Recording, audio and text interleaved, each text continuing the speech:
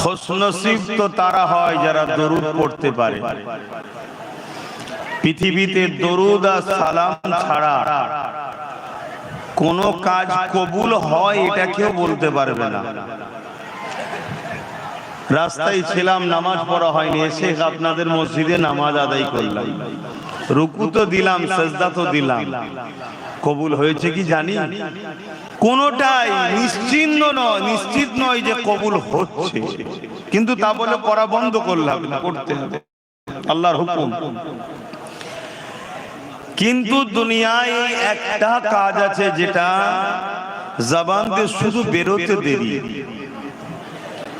সে যেই পড়ুক, যত বড়ই সে পাপী হোক না কেন, বন্ধুর ওপরে দরুদ ও সালাম পড়লে আল্লাহ ফিরিয়ে দেয় না, সঙ্গে সঙ্গে কবুল করে। জোরে বলুন সুবহানাল্লাহ।